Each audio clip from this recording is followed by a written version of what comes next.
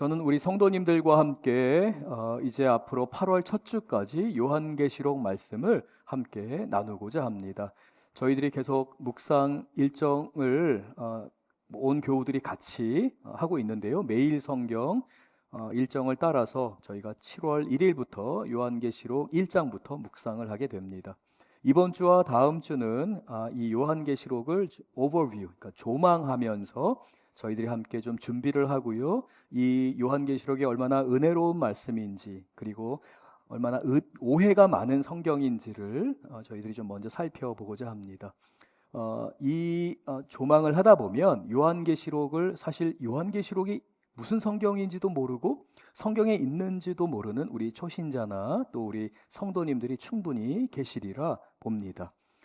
좀 어려울 수도 있어요. 하지만 반복적으로 이번 주와 다음 주 설교가 조금 어려우신 분들은 반복적으로 꼭 여러 번 들으시면서 요한계시록에 대한 이해를 갖고 우리 7월 1일부터 함께 말씀을 묵상하면 좋겠습니다. 저 역시도 요한계시록을 5월 달부터 연구하고 또 공부하고 제가 이미 강해 설교했던 자료가 있기 때문에 그 자료를 바탕으로 그대로 답습하기보다는 우리 성도님들을 위해서 기도하면서 하루에 3번 이상 아침, 점심, 저녁으로 요한계시록을 읽고 말씀을 준비해야겠다 했습니다. 그러면 한 200독 정도 한 상태에서 말씀 묵상하고 성도님들과 말씀을 나눌 수 있겠다, 이제 이렇게 계획을 세웠는데 대부분 계획한 대로 잘 안 되더라고요.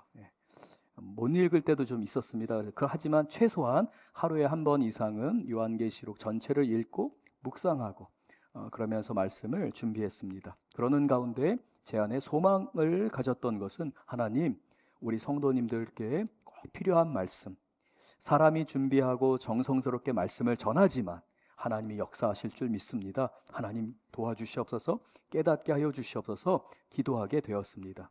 그러는 가운데서도 저의 책임을 다하기 위해서 되도록이면 아주 쉽고 우리 성도님들이 들으시기 편하실 수 있는 많은 상황들과 환경들을 만들면서 요한계시록을 8월 첫째 주까지 살펴보겠습니다. 먼저 성도님들께 소개해드리고 싶은 유튜브 채널이 있습니다. 공동체 성경 읽기라는 채널인데요. 우리 같은 교단 예장 통합에 있는 온누리교회에 많은 배우들, 성우들이 출석을 합니다. 그래서 온누리교회에 그 모임이 있는데요. 이 온누리교회 성도님들과 미국의 한 성공한 사업가입니다. 기업인 한 분이 굉장히 많은 돈, 거의 몇백억을 헌금을 하셨어요. 그래서 성경 전체를 성우들이 낭독을 하고 또 거기에다가 사파, 그 말씀에 맞는 그림들을 삽입을 했습니다. 그래서 성경을 읽는데, 특히 요한계시록을 읽는 데에 너무 큰 도움이 됩니다. 왜냐하면 요한계시록에는요, 여러 환상과 그림에 대한 표현들이 많기 때문에 성경을 이렇게 쭉 읽어나가다 보면 이게 무슨 말씀인지 모를 때가 많아요. 머리에 10개가 있는데 거기에는 관이 있고 눈이 막 사방에 달려 있고, 이런 표현들을 읽을 때에 성도님들이 이게 무슨 말이지? 라고 할 수 있거든요. 근데 이 공동체 성경 읽기를 통해 읽으시다 보면 그림이 표현이 돼 있기 때문에 이 요한계시록을 읽을 때에 굉장히 많이 도움을 받을 것으로 생각이 듭니다. 그래서 좀 추천을 드리고요. 오늘은 1장만 우리 공동체 성경 읽기를 우리 성도님들께 소개해 드리면서 1장을 우리가 함께 다 같이 성우가 이제 낭독을 할 거예요. 저희는 속으로 따라서 한번 봉독하겠습니다. 요한계시록 제1장. 예수 그리스도의 계시라.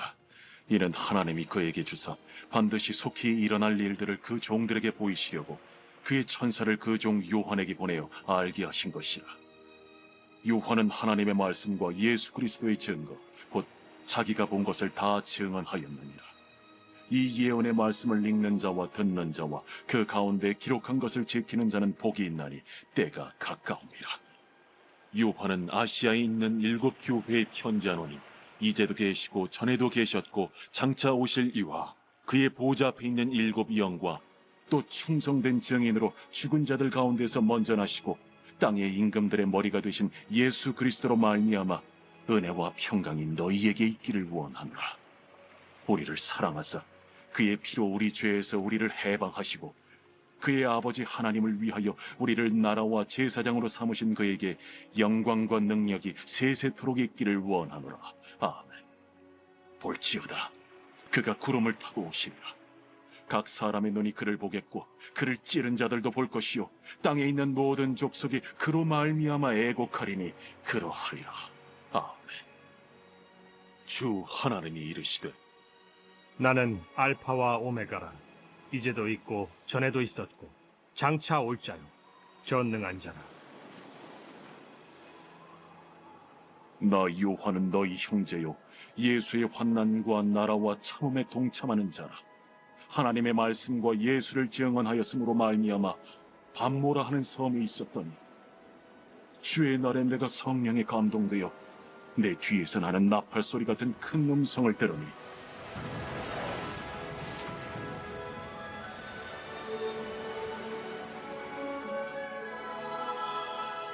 네가 보는 것을 두루마리에 써서 에베소, 서머나, 버가모, 두아디라, 사데, 빌라델비아, 라오디게아들 7 교회에 보내라. 몸을 돌이켜 나에게 말한 음성을 알아보려고 돌이킬 때에 7 금 촛대를 보았는데 촛대 사이에 인자 같은 이가 발에 끌리는 옷을 입고 가슴에 금띠를 띠고 그의 머리와 털의 희기가 흰 양털 같고 눈 같으며 그의 눈은 불꽃 같고 그의 발은 풀무불에 단련한 빛난 주석 같고 그의 음성은 많은 물소리와 같으며 그의 오른손에 7 별이 있고 그의 입에서 좌우에 날선 검이 나오고 그 얼굴은 해가 힘있게 비치는 것 같더라. 내가 볼 때에 그의 발 앞에 엎드려져 죽은 자 같이 되매 그가 오른손을 내게 얹고 이르시되 두려워하지 말라. 나는 처음이요 마지막이니 곧 살아있는 자라. 내가 전에 죽었었노라. 볼지어다 이제 세세토록 살아있어 사망과 음부의 열쇠를 가졌노니 그러므로 내가 본 것과 지금 있는 일과 장차 될 일을 기록하라. 내가 본 것은 내 오른손의 7 별의 비밀과 또 7 금촛대라.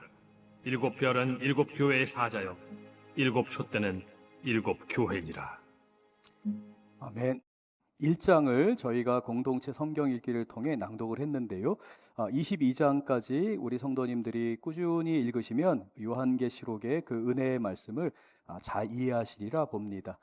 그런데 이제 비유들이 많아요. 뭐 7별, 7 촛대, 이거는 성령님 또는 교회 등을 나타내는 것들이 있는데요. 저는 말씀을 통해 우리 성도님들과 함께 이 비유들에 대해 또는 여러 가지 환상과 관련된 그림들을 제가 해석을 해드리면서 예수님을 깊이 경험하게 될 줄 믿습니다. 요한계시록의 주인공은 예수님이십니다. 요한계시록을 읽게 되면 오직 예수님만 바라볼 수 있게 됩니다.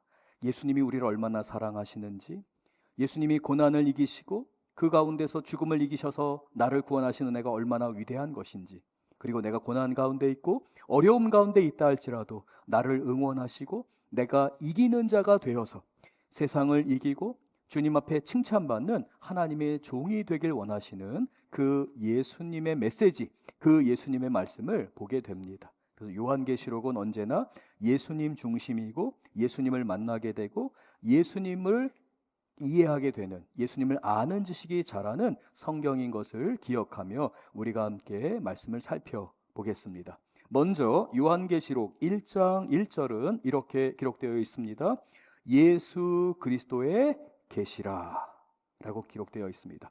이 계시라는 표현과 함께 우리가 한글로 좀 더 이 본문을 헬라어 원어에 가깝게, 계시라는 표현도 굉장히 좋은 표현이지만 조금 더 가깝게 우리가 해석하자면 묵시, 계시와 묵시는 비슷한 말입니다. 근데 조금 차이가 있어요.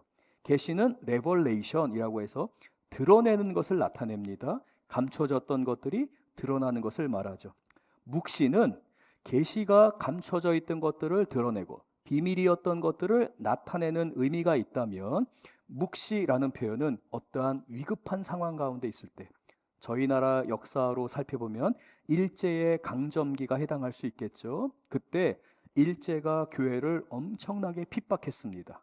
그때에 하나님의 말씀, 성도가 성도 간의 편지를 오고 갈 때에도 성령의 감동 가운데서 나누는 그러한 것들, 그래서 성령께서 교회를 향하여 핍박 가운데 있는 성도들을 보호하면서 오직 교회에 있는 사람들만 이해할 수 있는 표현으로 말씀하시는 것을 묵시라고 합니다. 그래서 유대인들에게는 묵시 문학이 강해요. 왜냐하면 유대인들이 여러 핍박도 겪었고 분열도 겪었고 지배를 많이 당한 민족이었었기 때문에 이 요한계시록은 묵시의 성격을 가지고 있다. 그리고 이 묵시는, 이 계시는 예수님께서 전해준 것이고 예수님에 관하여 말씀하신 것이다 라고 우리가 이해할 수 있습니다. 이는 예수 그리스도의 계시라 라고 말씀하죠. 제가 이 말씀을 드리면 조금 설교가 길어질 수도 있지만 좀 말씀을 좀 잠깐 드리겠습니다. 지난주에 한 선교사님이 방문하셔서 저에게 이제 식사를 좀 할 수 있겠냐 해서 제가 점심 때 시간을 내서 선교사님과 시간을 가졌습니다. 그러니까 식사를 이렇게 하게 되는데 옆 테이블에서 이제 자매님 두 분, 그러니까 아주머니 두 분이 식사를 하는데 갑자기 한 아주머니가 이렇게 말씀하셨어요. 요즘 오징어가 대단하대 라고 하신 거예요. 그래서 제가 오징어가 대단하다, 굉장히 크게 들으라고 이제 말씀을 하신 거예요.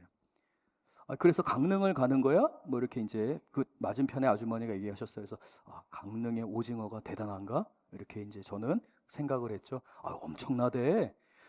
큰 오징어가 잡혔나? 이렇게 생각을 했어요. 근데 쭉 얘기를 하시다가 아니 요즘 오징어가 그렇게 맛있대.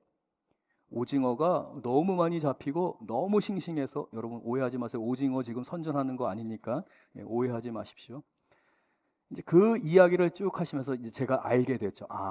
지금 강릉에 오징어가 많이 잡히는데 오징어가 아주 맛있구나, 싱싱하구나. 그래서 오징어를 먹으러 강릉을 여행을 가신다는 거예요. 저는 오징어 먹기 위해 강릉을 여행 간다는 것에서도 깜짝 놀랐지만 제가 이 말씀을 드리는 건 저는 처음에 오징어 요즘 대단하대, 이게 무슨 말인지 잘 몰랐거든요. 근데 이 두 분은 알아요.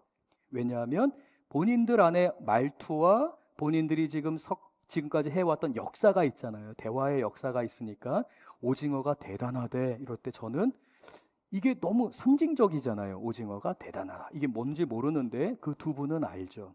마찬가지로 요한계시록은 성도들은 이 요한계시록을 통해서 이게 이런 말씀이구나 라고 알 수 있어요. 왜요? 구약의 말씀을 알고 있고 그 구약의 말씀을 기반으로 요한계시록을 볼 뿐만 아니라 더욱이 마태와 마가, 누가, 요한복음을 통해서 복음이신 예수님, 복음의 역사를 완성하신 예수님에 대한 메시지를 알고 있어요. 그래서 요한계시록을 읽을 때에는 다른 사람들은 이해하지 못하지만 성도들은 사복음서와 신약성경과 구약성경을 알고 있는 우리 교우들은 구약에 나오는 다양한 비유들, 메타포, 환상, 꿈에 대한 이야기 등등을 쉽게 이해할 수 있습니다. 근데 이거를 잘못 해석을 하게 되면 여러 성경에서 말씀하시는 내용들을 제외한 채 엉뚱하게 해석을 하게 되면 이단으로 빠질 수 있게 됩니다. 666이 뭔지, 14만 4천 명이 무엇을 말하는지 엉뚱한 데만 집중하다 보면은 오히려 요한계시록을 잘못 해석할 수가 있습니다. 그래서 우리는 언제나 예수님을 중심으로 요한계시록을 봐야 되고 모든 해석과 중심이 예수님에게 맞춰져 있어야 합니다. 그래서 계시록 1장 1절은 예수 그리스도의 계시라라고 말씀합니다. 이어서 이는 하나님이 그에게 주사 뭐라고 돼 있죠? 반드시 속히 이루어질 일입니다. 반드시 속히 이루어질 그 일에 대해서 말씀을 우리에게 하나님이 주시는 거죠. 그 종들에게 보이시려고 그의 천사를 누구에게 보내셨어요? 요한에게 보내셨습니다. 그래서 요한이 천사가 하는 말을 듣고 하나님이 예수님을 통하여서 주시는 말씀, 예수님은 천사를 보내셔서 요한에게 말씀을 합니다. 그런데 이 말씀을 요한에게 주실 때에 하나님은 1절 상반절에 있는 것처럼 하나님의 종들이 이 요한이 전하는 말을 듣고 깨닫기를 원하셨습니다. 그래서 하나님께서 예수님을 통하여 예수님이 보내주신 그 천사가 이제 요한에게 말을 하게 되고요. 요한은 하나님의 교회를 향해 하나님의 종들에게 그 메시지를 전하게 됩니다. 그러니까 하나님의 종들은 이 요한계시록의 말씀을 듣고 속히 반드시 될 일, 예수님 안에서 예수님이 완성하셨고 지금도 이루어 가시는 그 일에 대해서 듣게 됩니다. 그리고 그 종들이 그 들은 말씀을 전하고 선교하고 복음을 전하면서 오늘날 우리도 그 말씀을 듣게 되었고, 하나님의 교회는 그러므로 이 요한계시록을 들음으로 인해서 예수님을 만나게 됩니다. 이 말씀이 얼마나 은혜로운 말씀인지를 깨닫게 됩니다. 4절 말씀 또 우리 같이 한번 읽겠습니다. 요한은 아시아에 있는 7교회에 편지하노니 이제도 계시고 전에도 계셨고 장차 오실 이와 그의 보좌 앞에 있는 7영과, 여기서 7영은 성령님을 나타냅니다. 그래서 성부 하나님, 성령 하나님, 그리고 5장과 6절에서 성자 하나님, 예수님, 이 삼위일체 하나님께서 구원의 역사를 이루시는 것을 선포하고 있는데요. 4절 상반절을 보면은요, 아주 중요한 대목이 나오게 됩니다. 예수 그리스도의 계시입니다. 묵시입니다. 성도들은 이 말씀을 이해할 수 있습니다. 비유와 환상과 꿈과 여러 가지 굉장히 다양한 메시지이고 얼핏 듣기에 무슨 말인지 잘 모를 수 있지만 하나님의 교회 성도들은 이 요한계시록을 이해할 수 있고 여기에서 예수님을 만날 수 있게 됩니다. 그러기 위해서 이 요한계시록은 편지로 전해졌습니다. 그래서 계시이면서 예언의 말씀이고 또한 편지라는 것을 우리 성도님들은 기억하셔야 합니다. 즉 이 편지는 아시아에 있는 7교회 성도들에게 보냈을 뿐만 아니라 저와 여러분에게 보내는 것입니다. 7교회라는 그 상징 자체가 완전수이기 때문에 하나님의 모든 교회를 향해 주신 말씀이며 또한 동전의 양면과 같이 모든 교회가 들어야 되는 말씀인데 특별히 이 7교회의 각각의 상황에 맞춰서 주신 말씀이기 때문에 하나님의 성도들은, 하나님의 백성들은 이 7개의 교회, 에베소, 서머나, 버가모, 두아디라, 사대, 빌라델비아, 라오디게아, 이 교회들의 상황을 살펴보면서 말씀을 보게 되면 훨씬 깊이 있게 은혜를 누리게 되고요. 이 7교회를 통해 우리의 모습이 여기 나타나 있구나. 어떤 사람은 헌신하여 목사로, 장로와 권사와 집사로 교회의 중직자가 되어 섬기기도 합니다. 어떤 성도님들 같은 경우는 말씀드렸듯이 요한계시록이 성경에 있는지도 모르는 분들도 계실 수 있습니다. 특별히 가족이 교회를 출석하기 때문에 나는 지금 예수님을 인격적으로 만났나 확신이 들지 않은 상태에서 이 예배에 참석하신 성도님들은 요한계시록이 있건 말건 신경을 안 쓰시는 분들도 있으실 수 있습니다. 어떠한 수준에 있든지 어떠한 색깔, 어떤 형편에 있든지 바로 이 7개의 교회에 우리의 각각의 모습들이 다 담겨 있습니다. 그래서 너무 은혜로운 책이에요. 그래서 우리가 2장과 3장에서 이 7교회의 각각의 상황들을 보면서 이러한 교회를 향해서 하나님이 은혜의 말씀, 권면의 말씀, 이기게 하시는 말씀을 주셨구나 라고 우리는 깨닫게 됩니다. 이 교회의 편지는 하나님의 교회를 든든하게 세워가기 위한 하나님의 목적이 있습니다. 하나님이 이 말씀을 통해, 요한계시록을 통해 교회가 굳건히 서기를 원하셨습니다. 특별히 이 당시 교회는 큰 어려움 가운데 있었습니다. 예수님께서 AD 30년 즈음에 십자가에서 죽으시고 부활하시고 승천하셨습니다. 하나님께서는 사도들을 통해 초대교회를 이루셨습니다. 그리고 그 교회는 부흥을 경험하게 됩니다. 그러나 초대교회는 부흥과 함께 핍박도 경험했습니다. 여러 선교사역과 복음사역을 감당했습니다. 한 30년이 지나게 됩니다. 한 30년이 지나는 AD 62년에서 65년 사이에 로마의 황제가 바로 우리가 잘 아는 네로 황제입니다. 이 네로 황제가 통치할 때에 로마에 큰 화재가 발생하게 됐죠. 성도님들과 함께 이 부분은 이미 함께 나눈 적이 있습니다. 로마에 큰 화재가 발생해서 로마의 시민들은 분노하게 됩니다. 이거 네로가 정치를 잘못했고 네로가 저지른 거 아니야? 저 미추광이가 또 무슨 짓을 한 거야? 라고 하며 시민들은 그 분노를 네로 황제를 향해 쏟아내었습니다. 네로 황제는 그 관심을 돌리기 위해서 희생양을 찾아야 했습니다. 바로 기독교인들이었습니다. 로마 시민들은 로마 안에 있는 기독교인들을 무참하게 학살하기 시작했습니다. 엄청난 핍박이 교회에 있게 되었죠.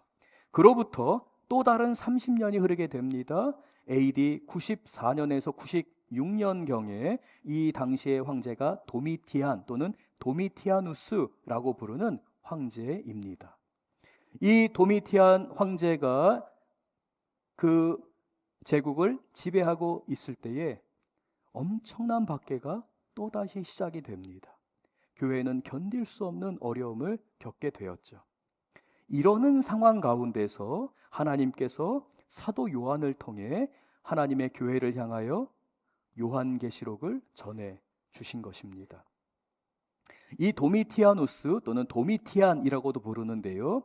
이 황제의 아버지가 잠깐 화면을 저도 좀 볼 수 있게 보여주시면 감사하겠습니다. 베스파시우스라고 하는 황제입니다. 이 베스파시안 또는 베스파시아누스라고 하는 이 황제는 AD 60년 후반에 팔레스타인을 지배하고 있던 로마의 장군입니다. 그런데 이 베스파시아누스가 파견이 나와서 이 나라를 계속해서 정복해가는 과정에서 네로 황제가 죽임을 당하게 됩니다. 그리고 그 1년 동안에 네로 황제 이후에 그 1년 동안에 로마의 황제가 3번이 바뀌게 됩니다.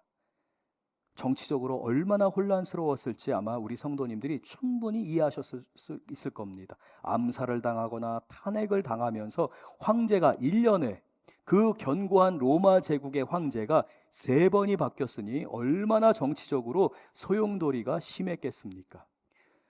원로원의 장로들은 그 파송되었던 이 베스파시안 장군을 급히 부르게 됩니다. 이 소요를 잠잠하게 해달라는 거죠. 이 왕은 자기의 아들 디도 장군과 함께 로마로 돌아오게 되고요. 모든 그 정변을 다 잠재우게 되고 안정을 찾게 됩니다. 그리고 그 원로원은 이 베스파시안 장군을 황제로 앉히게 됩니다. 장군에 불과했던 사람이 로마 제국의 황제가 된 것이죠. 그리고 막강한 군사력으로 이 로마 제국을 하나로 결속시키고자 노력을 하게 됩니다. 그러는 가운데 아들 이 디도 장군을 예루살렘으로 보내서 예루살렘 정복을 마무리하게 하죠. 그래서 AD 72년경에 이 디도 장군에 의해서 예루살렘 성벽이 완전히 무너지게 됩니다. 이 말은 그 당시에 거의 요새와 같이 남아있던 거의 유일한 성읍이었던 예루살렘 성이 무너졌다는 것은 이미 이 디도 장군과 베스파시안 이 황제가 그 로마 제국 전체를 안정적으로 다 다스릴 수 있게 되었다라는 것을 의미하게 됩니다. 이 디도 장군이 아버지를 이어서 로마의 황제가 되는데요. 이 디도 장군에게 12살 어린 남동생이 있었습니다. 바로 도미티아누스 또는 도미티안이라고 합니다. 굉장히 위대한 아버지, 거기에다가 그 아버지 못지않은 12살 위에 있는 형님이 있었는데요.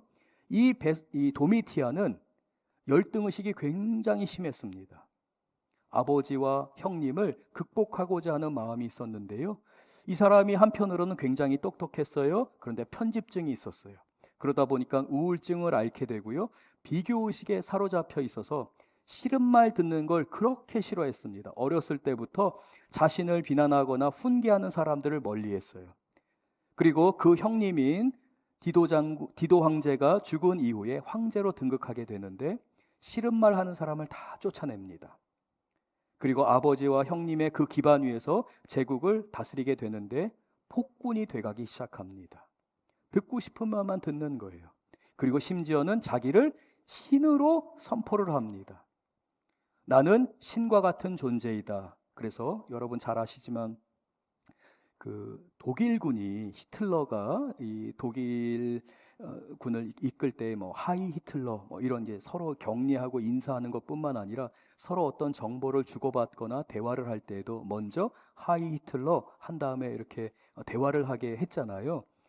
이게 이제 그 독재자가 자신을 이제 높이고자 하는 건데요. 이 도미티안이 그런 원조 중에 한 사람입니다. 이 도미티안은 주와 신인 황제 도미티안. 그래서 도미티안을 신이며 또는 주님으로 그렇게 고백하게 하면서 로마 제국의 사람들은 서로 대화하고 사업을 해야 하고 서로 간의 교류를 해야 했습니다. 이걸 하지 않으면 처형을 당했습니다. 핍박을 당할 수밖에 없었고요. 모든 사업을 다 강탈당할 수밖에 없었습니다. 근데 유독 이것을 거부한 사람들이 있었습니다. 바로 그리스도인입니다. 우리의 주님은 오직 예수 그리스도이시다. 이 이야기가 도미티안 황제의 귀에 들어가게 됩니다. 철저한 보복을, 철저한 핍박을 지시하게 됩니다. 네, 말씀드렸다시피 AD 30년에 교회가 큰 핍박을 한번 경험했어요. 그리고 30년이 흐른 AD 65년경에 네로 황제에 의해서 또 다른 핍박, 여기보다 더 심한 핍박을 경험하게 됩니다. 핍박의 경험이 있기 때문에 노하우가 생긴 거예요. 어떻게 얼마나 잔인하게 핍박할 수 있는지를 너무 잘 알게 되었어요. 그래서 교회를 아주 강력하게, 아주 잔인하게 핍박합니다. 살갗을 벗기고요, 사람 기름을 짜내서요, 등불을 밝히기도 하고요. 얼마나 잔인하게 그리스도인들을 핍박했는지 몰라요. 성도들은 살기 위해서, 자기 자식을 지키기 위해서 땅속으로 들어가기 시작합니다. 먼저 1층, 2층, 3층을 땅을 파고 들어갑니다. 미로와 같이 땅굴을 만들었어요. 도로를 만들게 됩니다. 한번 들어온 사람이 어떻게 들어갔는지도 모르고 그 들어가는 입구에는 예수님은 우리의 구주이십니다라고 하는 익소스, 여러분 물고기 표시 있죠? 이 표시를 통해서 오직 그리스도인들만 그 동굴을 통과할 수 있도록 암호를 설정해 놓게 됩니다. 그런데 로마의 핍박이 더욱 심해져요. 지하로 침투로에 들어오기 시작합니다. 그래서 성도들은 지하 5층, 지하 10층, 15층, 20층 저 땅속 깊은 곳으로 살기 위해서 땅속 깊은 곳으로 들어갑니다. 들어가면 들어갈수록 지열이, 그 땅의 열기가 성도들의 삶을 힘들게 만듭니다. 어디 그뿐인가요? 땅으로 들어가면 들어갈수록 너무 습해요. 피부가 썩어 들어가기 시작해요. 햇빛을 못 받기 때문에 시름시름 앓게 되고요. 잠을 잘 못 자게 돼요. 성도들은 괴로워하게 됩니다. 하나님, 이 고난이 빨리 끝나게 해주세요. 1년이 지나가요. 그런데 고난이 멈추지를 않는 거예요. 성도들은 울부짖으며 기도합니다. 아이가 아파가고 아이가 병들어가는 것을 보면서 천식에 걸리고 태어나자마자 죽기도 하고 계속해서 죽어가는 자기 자식들을 보면서 성도들은 눈물을 흘리며 주님 앞에 기도하고 교회에 모이기를 힘쓰게 됩니다. 하나님 살려주세요. 이 핍박이 지나게 해주세요. 1년이 지나도 지나지 않습니다. 1년 6개월이 지나도 이 핍박이 멈추지를 않는 거예요. 그때 하나님께서 이 교회를 향해 주신 말씀이 바로 요한계시록입니다. 요한이 반모섬에 포로로 잡혀 있습니다. 하나님을 전했다는 이유로, 예수 그리스도를 증거했다는 이유로, 도미티안 황제를 신으로 인정하지 않았다는 이유로 이 요한을 반모섬에 가두게 됩니다. 요한은 그곳에서 교회를 위해 눈물을 흘리며 기도하게 됩니다. 눈물 없이는 기도를 할 수가 없는 거예요. 그 핍박과 고난 가운데 견디고 있는 성도들을 생각하면 목회자인 요한의 가슴이 찢어지는 거예요. 그때 하나님께서 요한을 찾아오십니다. 예수님이 천사를 보내주신 거예요. 예수 그리스도의 계시라 말씀하시는 하나님, 말씀하시는 예수님께서 교회를 향해서 주시는 그 말씀을 요한에게 전해주십니다. 바로 요한계시록인 것이죠. 하나님은 말씀하시는 하나님이십니다. 살아계신 하나님이십니다. 2절부터 4절 우리 또 같이 한번 봉독하겠습니다. 요한은 하나님의 말씀과 예수 그리스도의 증거 곧 자기가 본 것을 다 증언하였느니라. 요한은 천사가 보여주는 환상과 이야기와 예수님의 메시지를 다 기록합니다. 하나님의 말씀을 기록합니다. 때로는 눈물을 흘리며 때로는 성령의 감동 가운데 교회를 생각하며 교회를 향한 그 하나님의 마음, 울부짖고 있는 그 성도들을 기억하면서 때로는 눈물을 흘리면서 이기셔야 합니다. 승리해야 합니다. 주님이 함께 하십니다. 라는 마음으로 그 말씀 하나하나를 다 기록합니다. 이건 예수님의 증거이다. 예수님이 우리를 위해서 증언하신 것이고 반드시 될 일입니다. 라고 하며 그는 일일이 모든 것을 다 기록했습니다. 3절 같이 읽겠습니다. 이 예언의 말씀을 읽는 자와 듣는 자와 그 가운데 기록한 것을 지키는 자는 복이 있나니 때가 가까움이니라. 사랑하는 여러분, 1년, 2년 지나며 지치고 낙심하신 줄 압니다. 그러나 반드시 속히 될 이 일입니다. 하나님이 가까이 오셨습니다. 하나님은 지금도 찾아오십니다. 인내하셔야 합니다. 그래서 3절을 보면 이 말씀은, 이 예언의 말씀은, 이 계시의 말씀은 읽는 자, 듣는 자, 그 말씀에 기록된 것을 지키는 자는 뭐가 있다고 말합니까? 복이 있나니.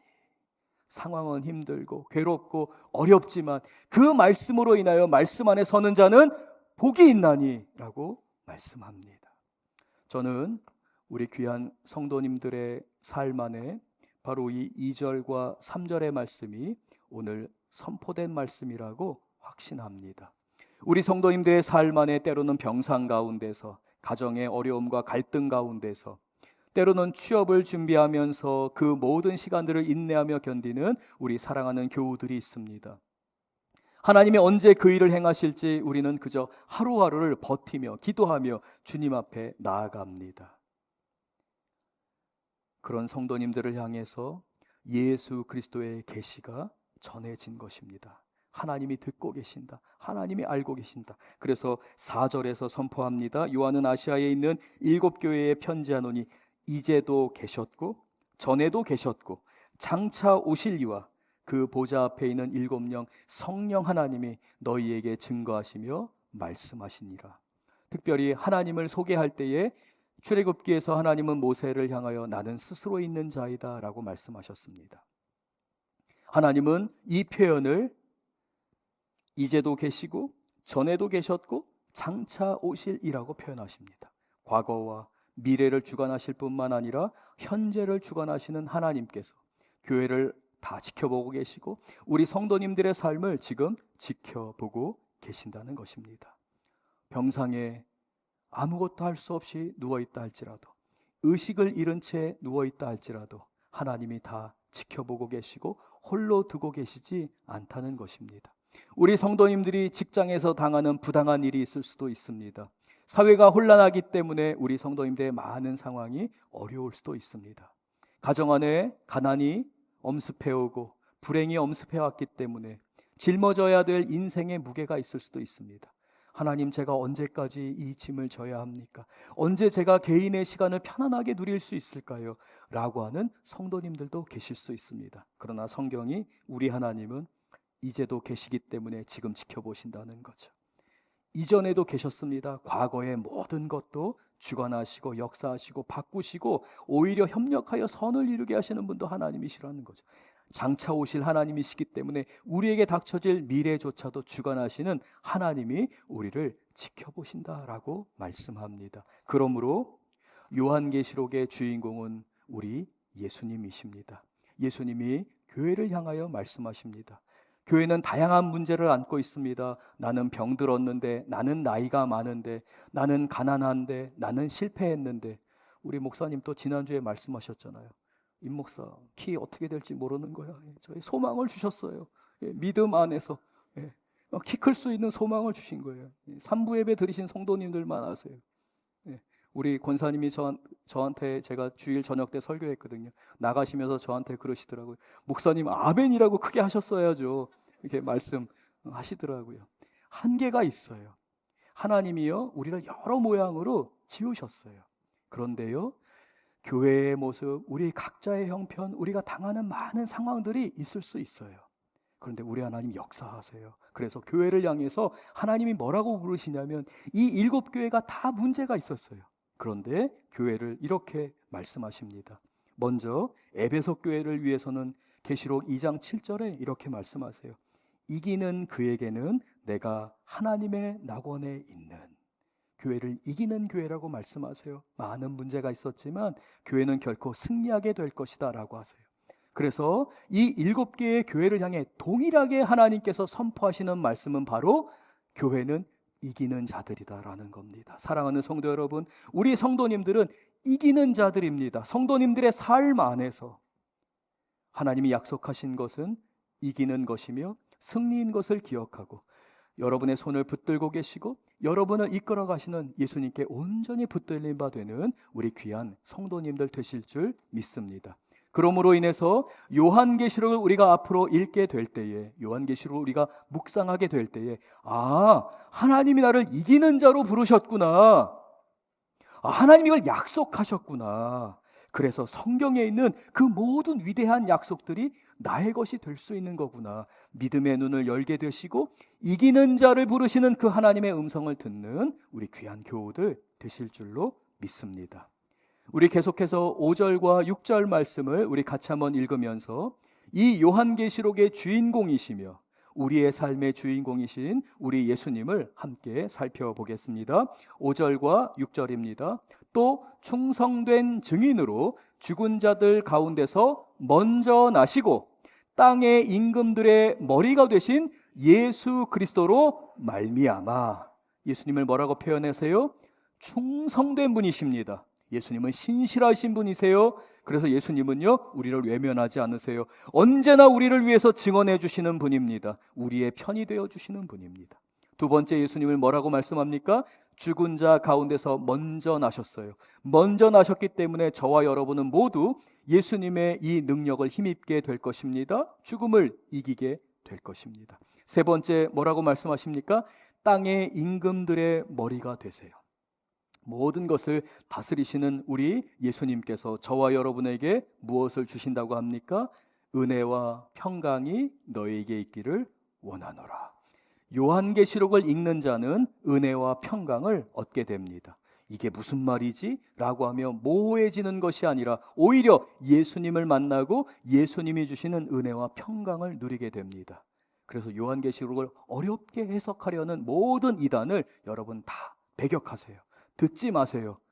예수님을 집중해야 하고요. 예수님이 주시는 은혜와 평강을 누릴 수 있는 성경이 바로 요한계시록입니다. 그래서 요한계시록 22장도 마지막에 하나님께서 성도를 향해, 교회를 향해 하나님의 평강이 가득하노라라고 축복하며 그 성경을 마무리하게 됩니다.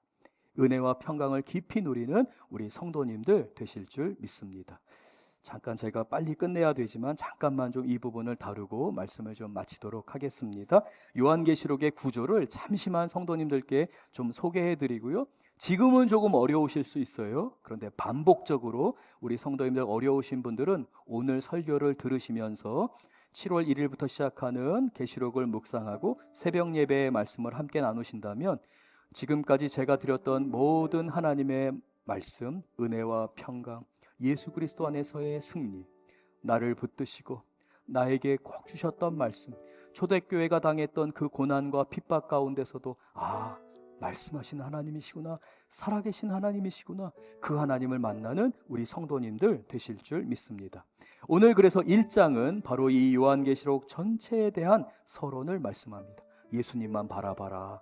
예수님이 주인공이시다. 예수님이 아니고서는 이 성경을 이해할 수 없다라고 말합니다. 그래서 2장과 3장은 이 예수님의 말씀을 받아야 하는 7개의 교회를 소개합니다. 바로 저와 여러분의 모습이 담겨있는 7개의 교회입니다. 그런데 너무 문제가 많은 교회들이에요. 그래서 4장과 5장에서 그 문제가 많은 교회가 예수님을 예배할 때, 하나님을 예배할 때 하늘 예배는 어떻게 진행되는지를, 그 하늘에서 천군과 천사가 하나님을 어떻게 예배하는지에 대해서 4장과 5장이 말씀합니다. 주인공이 예수님인 거예요. 근데 핍박받는 교회잖아요. 부르짖는 교회잖아요. 언제 이 핍박이 끝나는지 모르고 있어요. 그래서 하나님께서 4장과 5장 마지막에 말씀하시는 거예요. 그런데 그 하나님이, 그 예수님이 두루마리를 가지고 있다.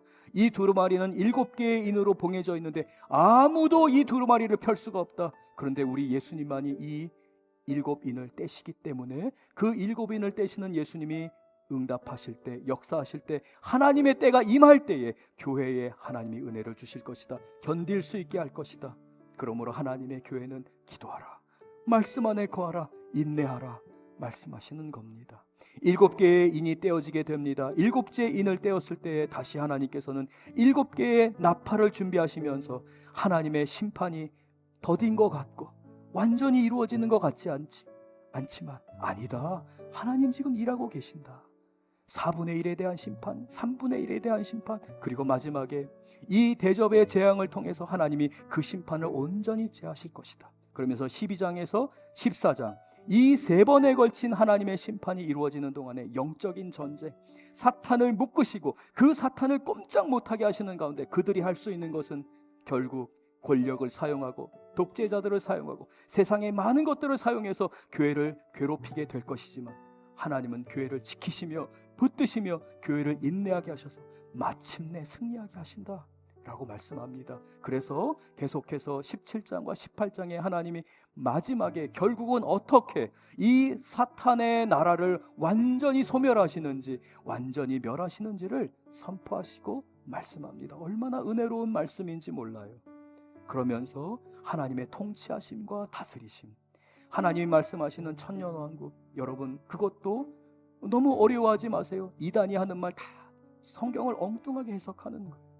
하나님의 통치를 나타내는 것입니다. 그 하나님의 통치 안에 성도들이 주님 안에 거하며 고난 가운데 있다 할지라도 보호하시는 하나님의 능력으로 말미암아 잘했다, 착하고 충성된 종들아, 너희들의 눈물에서 내가 눈물을 닦아주며 너희들에게 면류관을 씌워주고 너희들은 그 면류관을 던지며 하나님께 영광을 올려드릴 것이다 라고 하며 21장과 22장에서 하나님을 예배하는 귀한 성도들의 삶을 선포하고 있습니다. 사랑하는 성도 여러분, 다시 한번 겸손하고 또 무거운 마음으로 그리고 간절히 부탁드리는 마음으로 부탁을 드립니다. 어려우실 수 있어요. 오늘의 설교가 마음에 잘 와닿지 않을 수도 있어요. 그러실수록 여러 번 들으셔야 합니다. 왜냐하면 말씀이 역사하기 때문에 그렇습니다. 요한계시록을 여러분이 묵상하고 이제 나가시다가 매일 성경을 통해서 한 말씀 한 말씀을 읽을 때에 하나님의 놀라운 은혜 안에서 이기게 하시는 역사, 찬양하게 하시는 역사, 병든 자를 일으키시고 문제를 해결하시며 찾아와 주시고 선포하시고 우리를 안아주시며 치료의 손, 능력의 손으로 지금도 여러분을 붙들고 계시며 여러분을 감싸주고 계시는 우리 선한 목자 예수님을 만나게 되실 줄 믿습니다. 이 시간 말씀을 기억하며 우리 간절히 주님께 우리의 믿음을 고백하며 찬양하길 원합니다. 다 함께 일어나시겠습니다.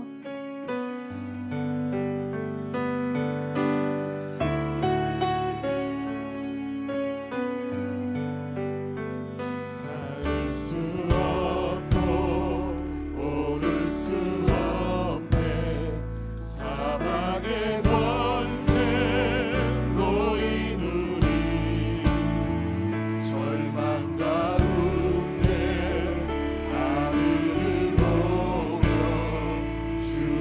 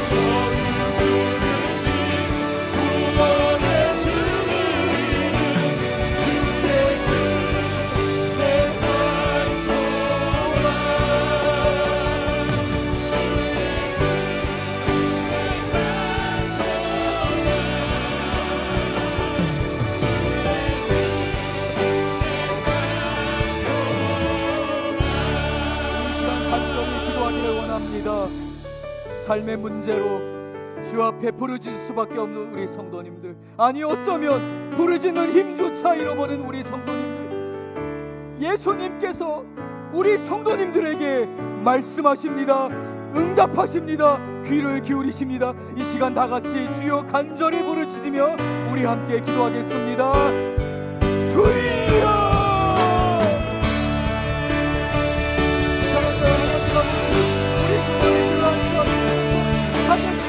하나님께서 얻어만 주시며 그 마음을 이루어주시며 하나님 응답하여 주셔서 주님이 주시니 감사합니다.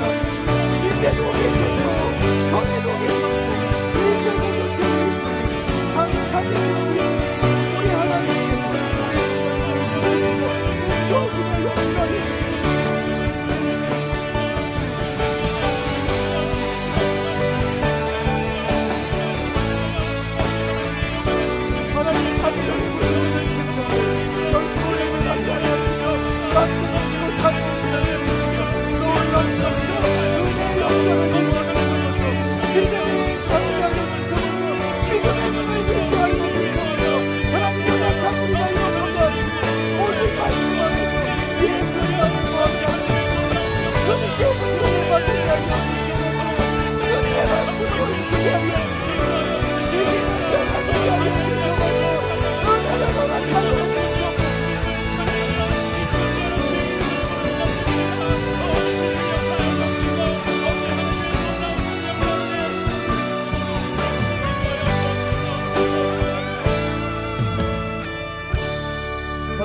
아버지, 우리 성도님들이 요한계시록 1장 1절에서 8절 말씀을 통해 우리에게 주신 말씀이 얼마나 귀한지 얼마나 은혜로운지를 깨닫게 되었습니다. 더욱더 주님의 이름을 부르게 하여 주시옵소서. 주님을 의지하게 하여 주시고 주님과 동행하는 우리 교우들 되게 하여 주시옵소서. 예수님의 이름으로 기도할 때에 주님 놀랍게 역사하여 주셔서 내가 너를 안다, 내가 너의 형편을 안다, 주님 응답하여 주실 줄 믿습니다. 그리고 우리 주님께서 막힌 문을 열어주시고 막혀있던 길을 열어주시면서 우리 성도님들에게 이 모든 것이 하나님의 은혜였습니다 고백하게 하실 줄 믿습니다. 주님 영광 받으시며 하나님의 귀한 성도들에게 하나님의 은혜가 충만케 하여 주시옵소서. 예수님 이름으로 기도드렸습니다. 아멘.